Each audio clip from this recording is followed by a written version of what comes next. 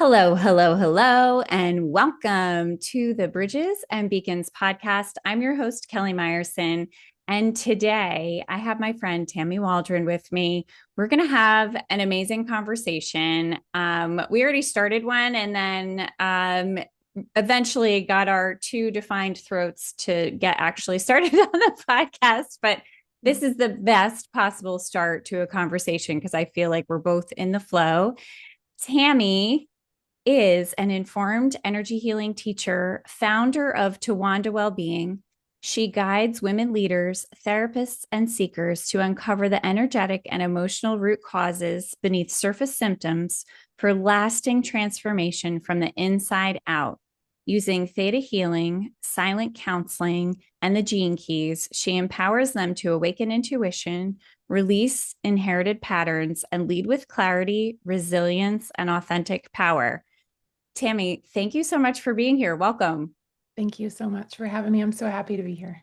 I'm already obsessed through your bio, particularly some of the tools that you're using, and the fact that what you're aiming towards is that clarity, resilience, and authentic power. That resonates with me so much. And I know part of what has led me to this point to revamping the podcast, to the work that I do on LinkedIn, and what I just kind of feel this inner drive for is that healing journey and going from a place of not feeling empowered, not feeling clear about my future, not feeling safe to be my authentic self. So I wonder if we could Mhm. start. Could you tell us a little bit about your own personal healing journey, where it started?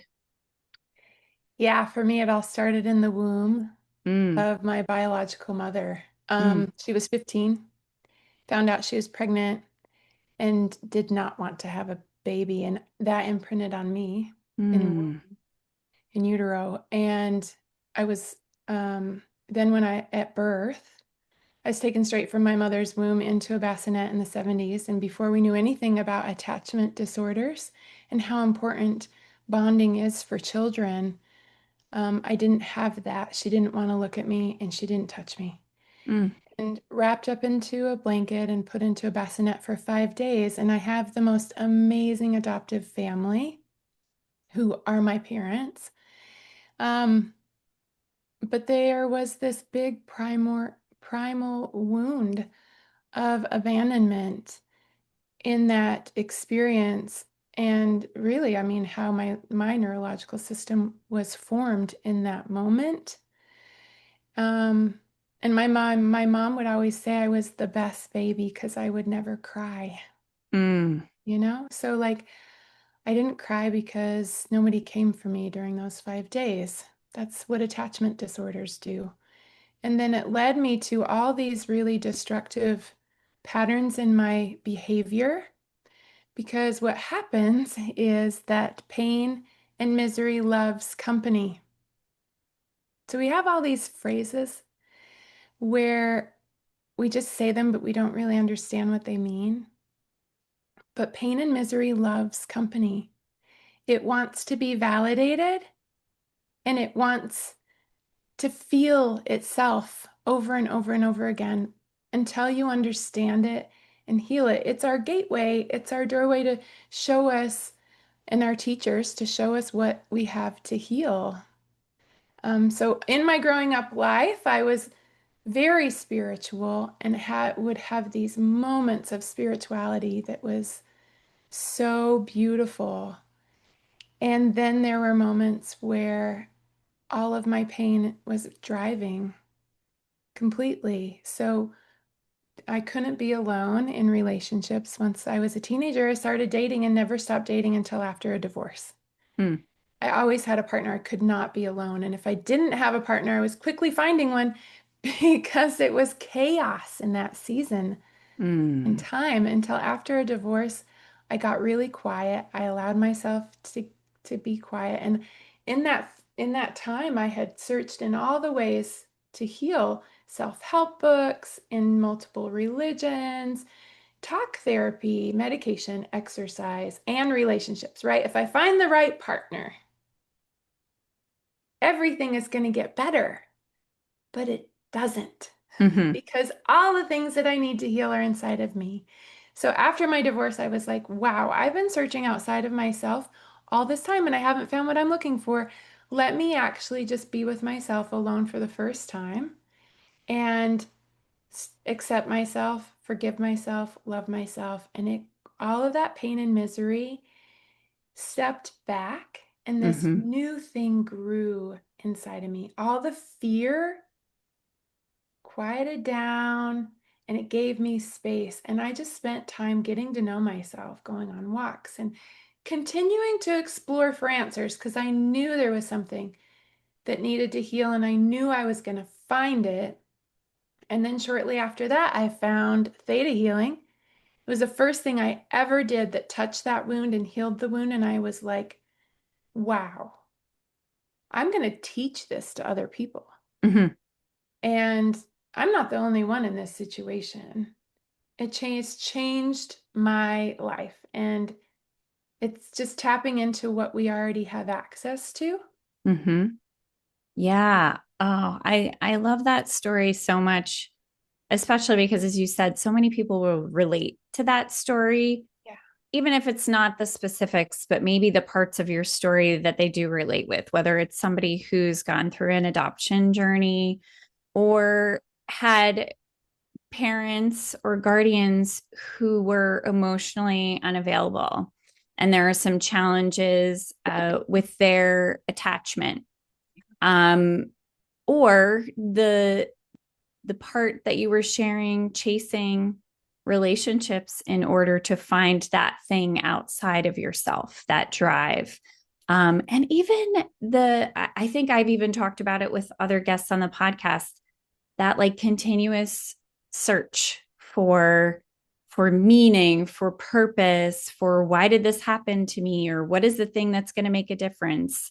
I think I fell into the category of being such an emotional, highly sensitive person as a child with people around me who could not handle that level of emotionality, Mm-hmm. and learning to tone that down and people please as a response and a coping mechanism. And then that fed into and often feeds into the good girl syndrome, into the high achieving, into the yada yada yada. So I feel like your story is so relatable and so meaningful. And I love that rather than get stuck in the journey and in the sadness, you found something that was more about going inside instead of outside. Mm-hmm. And I think that is where so much transformation happens, when that recognition that it's never going to be out there. It's Mm-hmm. only going to be in here. Yeah. Yeah. Mm-hmm. So, for somebody who's listening who has not heard of Theta Healing before, can you give us a small description of that? Yeah, it meets you where you're at. It identifies what is happening in the subconscious level that's driving patterns that you can't understand. Mm, Um, it's healing them, it's changing them, it's connecting us to our intuition. And it's really is a neurological pathway. So it is a guided meditation, connects us to source, and in that we can do infinite things. And it's changed my brain. So I have an EKG picture of me outside of Theta Healing and in Theta Healing, and it lights mm, up my whole brain.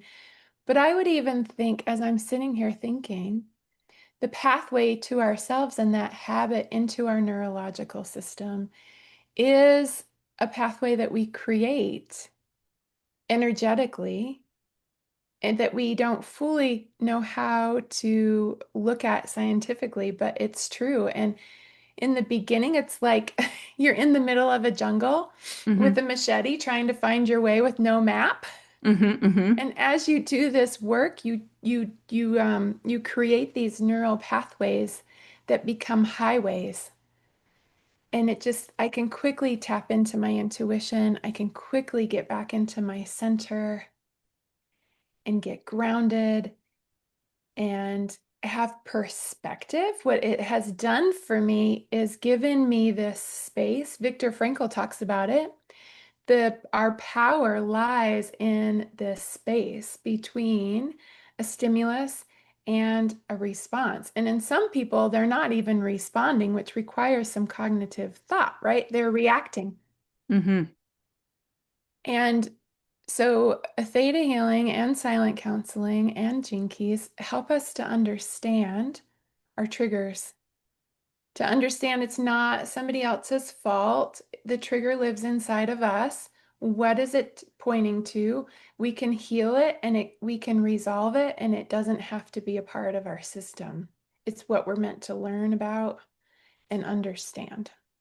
I love this so much because I think when we get to that microcosm of where we're really struggling, it is in those patterns, whether they're conditional, experiential, wherever they're coming from, generational, right?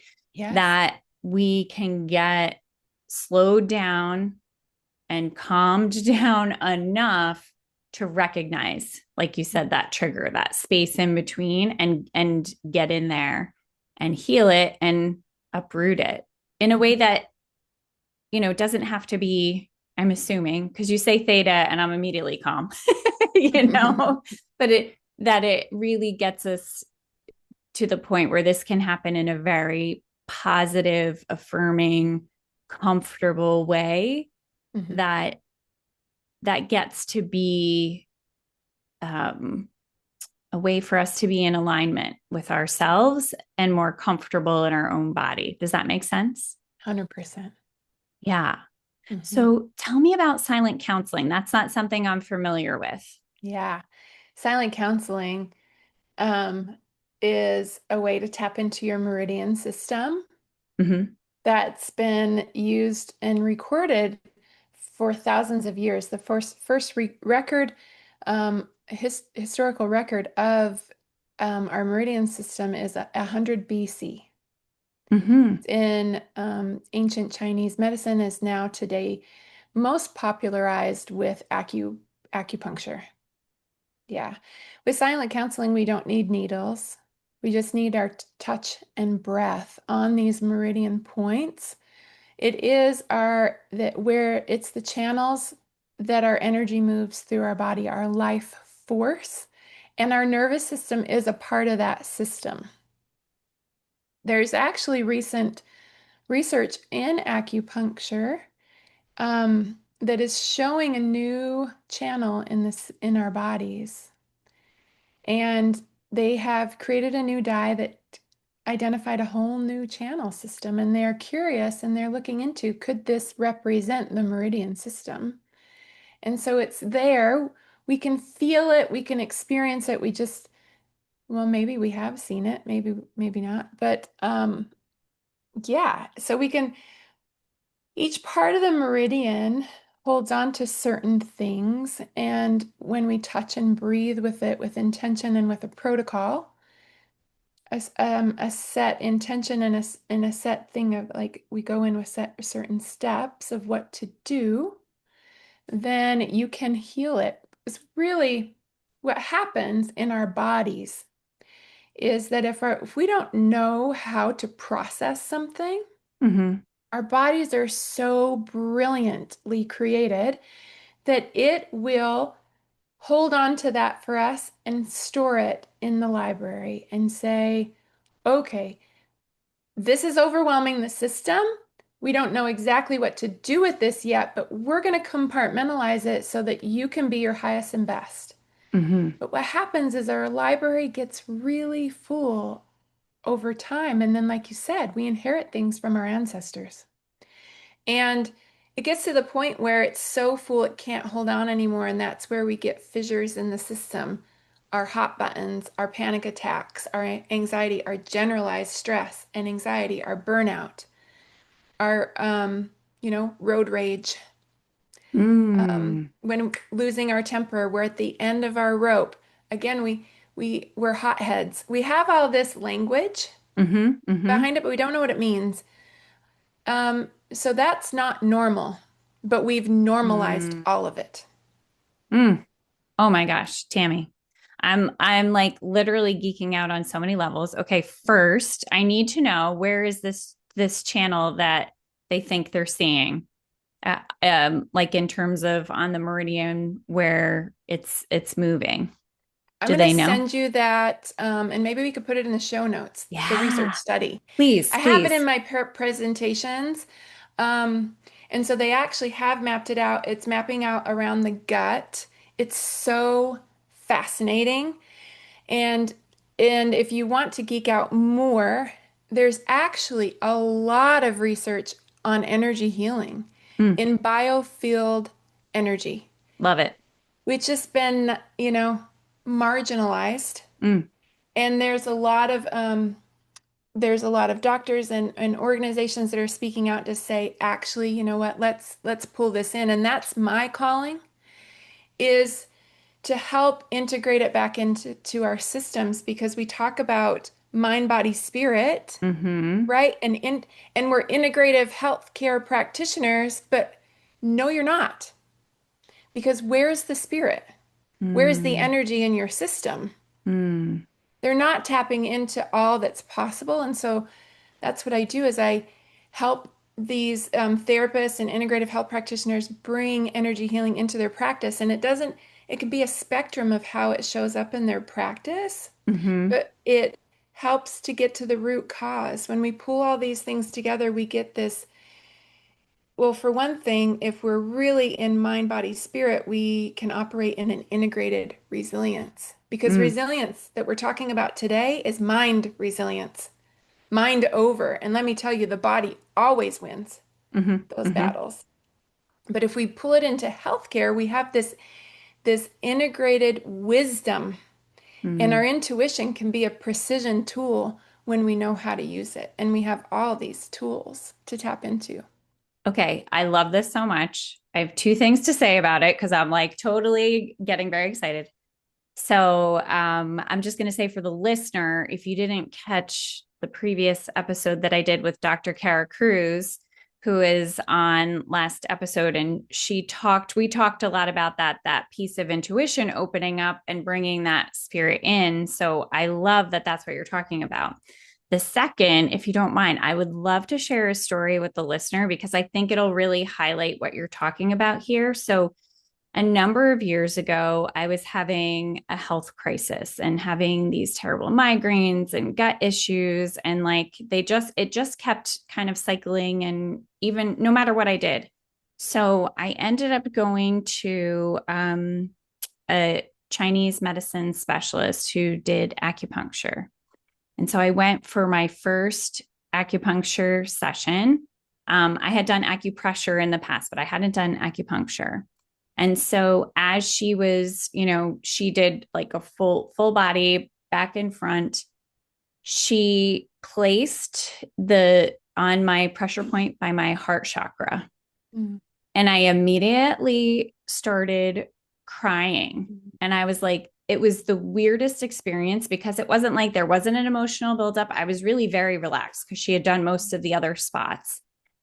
And she said to me, "Ooh, interesting." She's like, "You're having an emotional release. You've been holding." And I had zero connection or awareness at that point in my life that that's what I was doing. Yeah. And it lifted that. And she just held like a nice space for me to just let it out. But I think it perfectly highlights that piece of, that storage and that overflow. And I mean, and the verbiage and the things that came out of me were maybe things that had been like in my conscious, probably more subconscious. And as I said them, I was almost surprised by the things coming out of my mouth because it wasn't anything I was consciously tracking necessarily. Right. Yeah. Absolutely. Yeah, when we're in session for silent counseling, the awesome part about it is talk therapy has us repeat our stories and can re-traumatize us. And it actually does not clear what's in the body. Mm.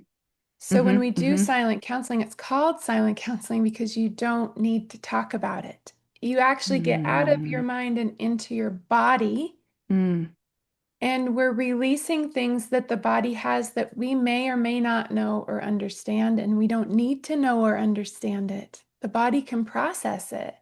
So you can have spontaneous crying, coughing, yawning. You can feel the energy shift in your body. And then it's what's amazing is like we tuck things into different places. So one story that's popping into my head is a client that had chronic sinus issues, and we cleared all the parts, and we really was working a lot in the head. mm-hmm. And she was like, wow, my sinuses have never been this clear. I Mm, can't even remember the last time they were this clear because her body was storing things in that area of her body. And then when we reconnected weeks later, I'm like, how's your sinuses? And she's like, they're literally have stayed open and clear. It's not come back. It's so magical. I had another client who was really stuck in loop thinking about a decision that they had made, and he could not get it out of his head, and then he would spiral. And so we worked on that, and we were able to close that loop. mm. He was having really a lot of trouble sleeping, and he just couldn't get it out of his head. And we closed the loop so that he could put that to bed, and he could actually sleep again. Yeah. So it could be big things like what I'm talking about, healing trauma, big traumas, or it can just be small things. And what's really cool when you learn how to do this yourself, after we unpack all the things that are in storage, we Mm-hmm. can use this to process things in the moment. So it's Mm, great for people on the front lines and people in stressful work conditions where you can take a break, decompress, regulate your nervous system, and then recharge your batteries so you can go and do your work again. Because we have a lot of professions that are burning out and people are leaving the field. mm-hmm. Yes. Yes. That resonates so much. I just want to highlight the true importance of what you're talking about in terms of, one, working through these things and not having to consciously be processing them or emotionally or verbally, and doing it more so in the body. That to me feels so uplifting Hmm. and like a relief, Hmm. because we don't necessarily want to continuously relive things. And if, like, you shared that client story, your second client, if we are somebody who has that looping and revisiting and feels like it can be out of control, not having to battle that while overcoming something Yeah. feels like, to me, feels like such a relief. Like, this is an option and you can do this. And also the fact that it's not just about, we're going to find a practitioner, we're going to work with them, but that we're eventually going to learn to do that. And Yes. finally, that piece about burnout, I think, is so important to talk about. And I think it's something that I'm really passionate about, having, experienced years of a burnout cycle and some really pretty intense burnout. Um, I think we don't talk about that enough. I think we expect the you know, unproducible, um, being inhuman at times and putting aside your own humanity and well-being in order to give to the other. And I think that's where there's a mismatch in that sustainability piece and what we can accomplish and what we can do over time. I can say specifically, working as a therapist, occupational therapist in the school setting, that we've got teachers, therapists, counselors, professionals, administrators who are just the most giving, loving people who entered the fields because they love working with children. They Right. love making a difference. And somewhere along the way, we haven't been taught how to sustainably give. So we go through those cycles of burnout. So many of us, I think there's very few people I know who haven't hit that wall and said, hey, I don't want to do this anymore. Or they start to sacrifice in their personal lives, or they end up feeling resentment towards the people that they're meant to be giving to. And then we're not operating as our best positive self. So those pieces that you just offered us make me like extra excited and want to know more. Yeah. So, I have a number of questions that I want to get to, but I also feel like it would be so helpful to take what you're talking about and really think about where we are at this point in time in 2025. What do you see as some patterns and some things that people are really needing right now? Yeah. Perspective. Mm, Perspective. So what we opened up our conversation before we hit record is we're all being called to be our authentic self, but in order for us to be able to do that, we need to regulate our nervous system, and we need to know that that is being authentic is coming deep into our spirit. I call it our true selves, being in unity and harmony with our true self that lives inside of our bodies. And that pathway of coming home to it and regulating the nervous system to help us to do that. Do we have time for me to tell a story of what happened to me please, this summer? please, please. Still a little emotional. Well, and just to preface, like, feeling our feelings is a very important part of this process. They're our teachers. They're here to help us and guide us and have a awesome lived experience. And it doesn't have to be all hard. Actually, when we unpack what's in storage that's making things so serious, it lifts us, like you said. It lifts us and opens our heart so we can love deeply and enjoy deeply and live in delight. And it's an amazing place to be when you have that capacity. But this is what I see is that people are not there. So what happened to me this summer is that our house is getting remodeled. I spent a considerable, like 4 months at my friend's house with my dogs. And she lives in this beautiful forest. Amazing. And my dogs are off leash. They're on an e-collar. I have a GPS on them and they hang out around the house. It's very open there. The houses are far apart from each other. And her dogs are free dogs. And it's so fun to watch the dogs run. Oh, so much joy. Um, and the dogs would go off her property when we would walk. They'd walk with us and they would go and explore.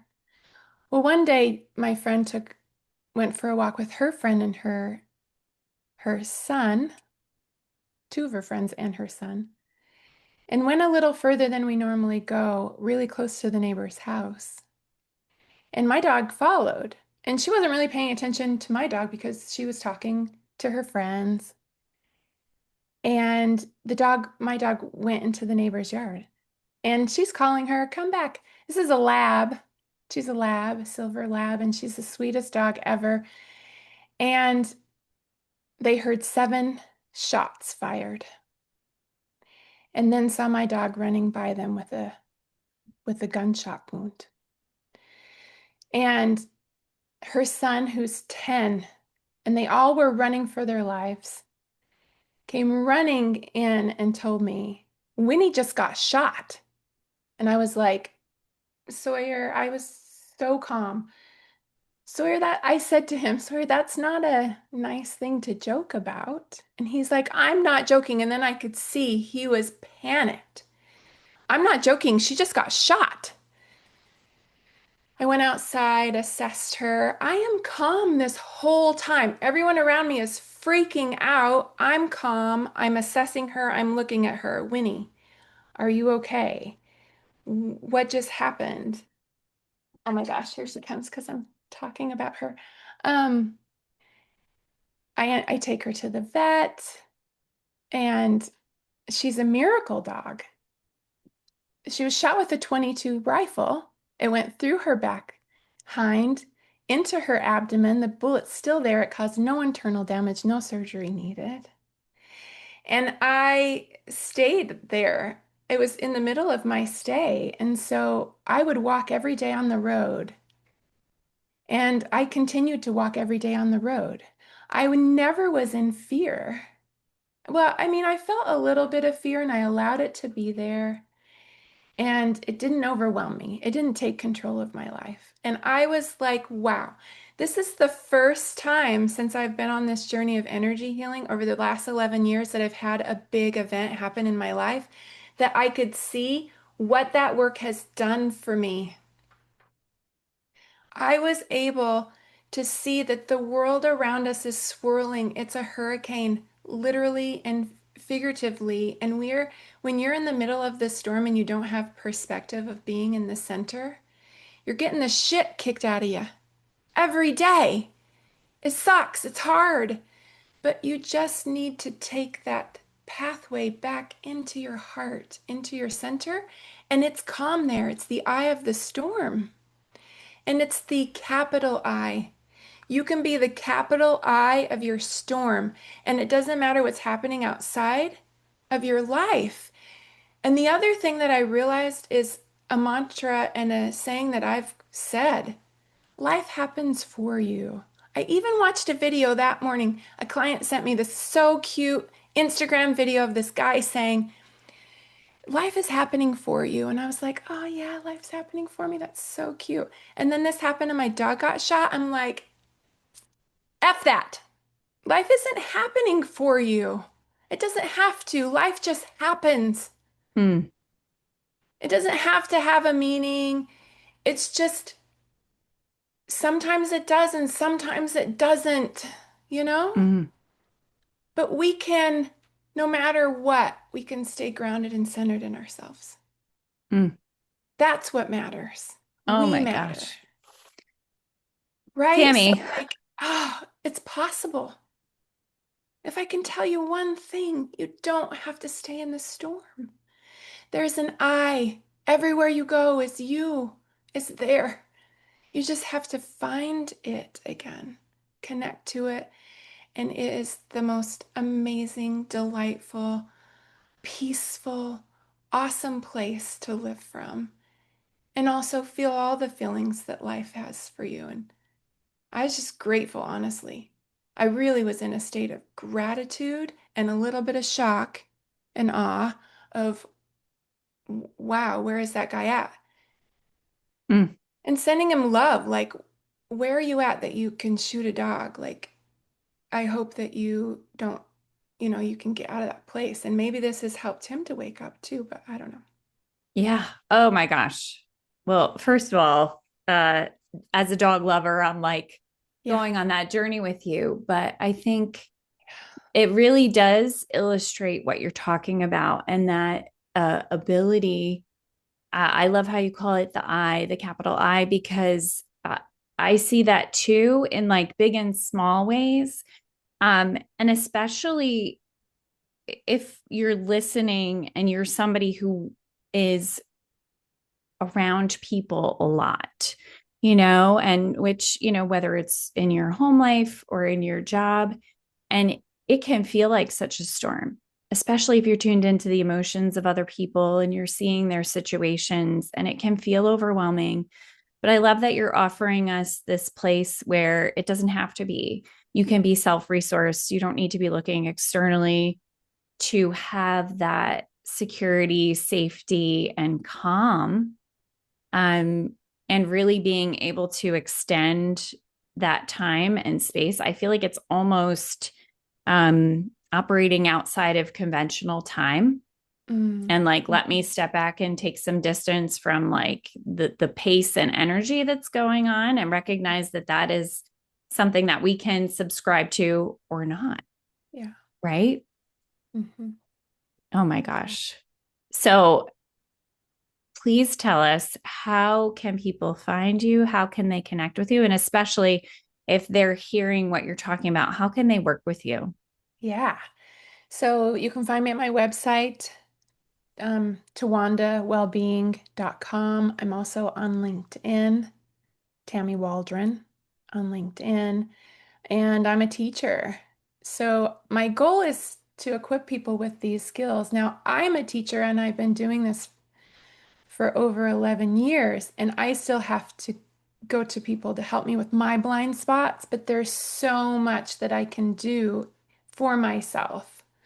And so it's equipping you with these skills you already have. They're just dormant in your body. You have intuition, and it's to harness it so that it's clear for you.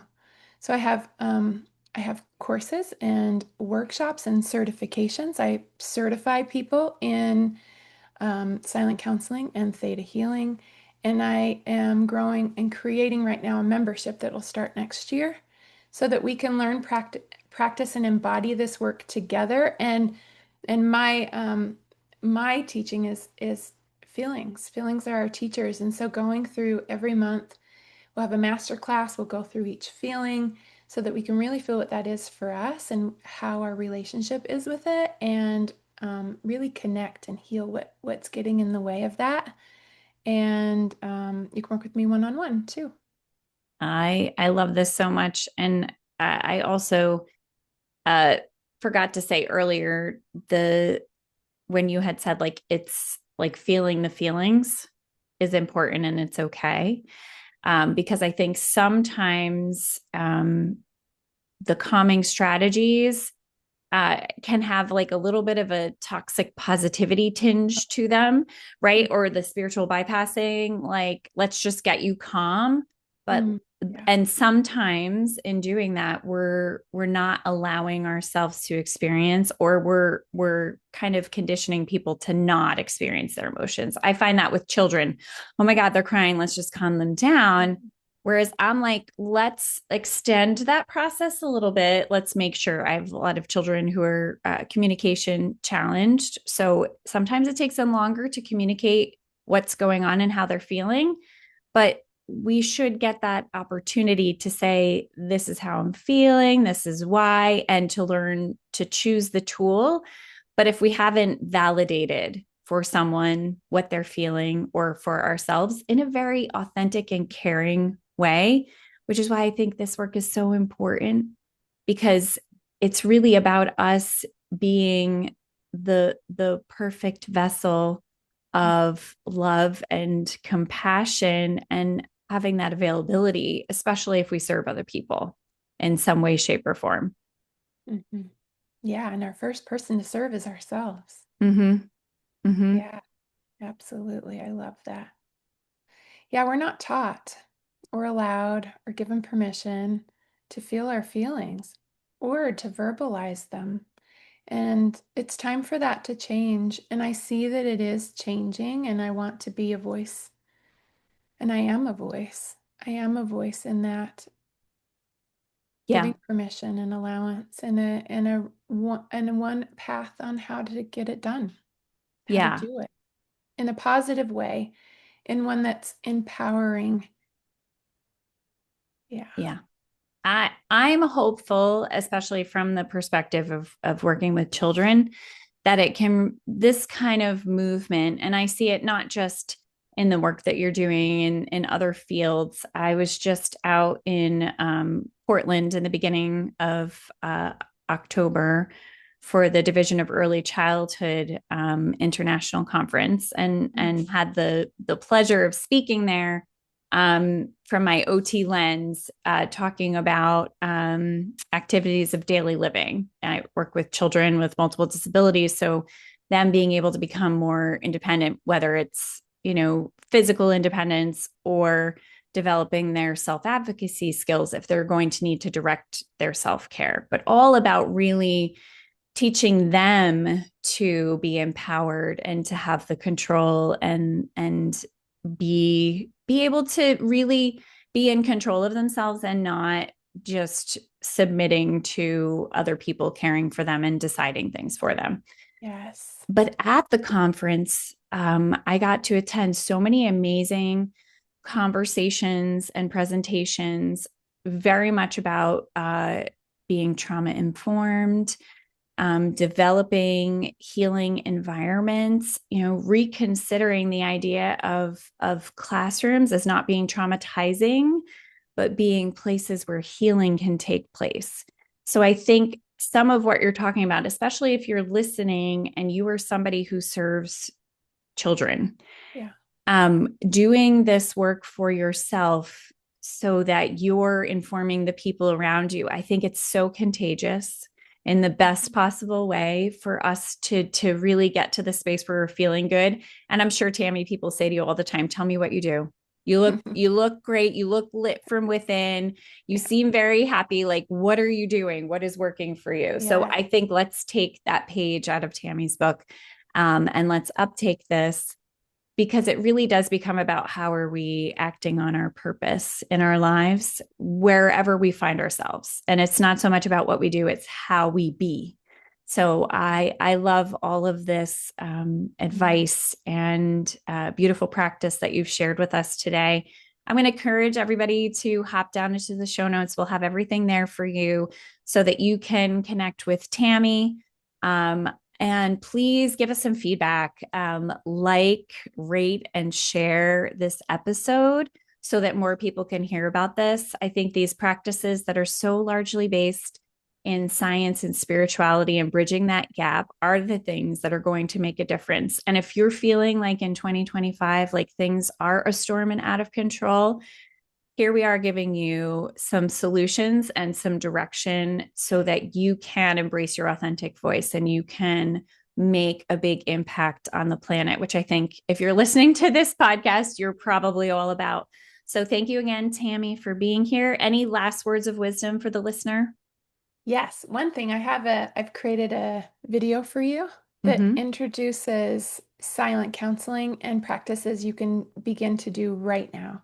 You can identify where your energy is at, and you can do a quick and easy way to reset and regulate that. It's really, really cool. So that'll be in the show notes. And my takeaway, my last statement is just you are the most important person in your life. How does that show up in your daily actions and your words, your thoughts to yourself and others, and your calendar? We can really stretch ourselves thin and not give time to ourselves. I love it. You've heard it, folks. Beautiful wisdom from Tammy. Thank you so much for being with me. And we'll see you next time on the podcast. Bye for Thank you for now. having me. You are Thank you. so welcome. My pleasure. Bye.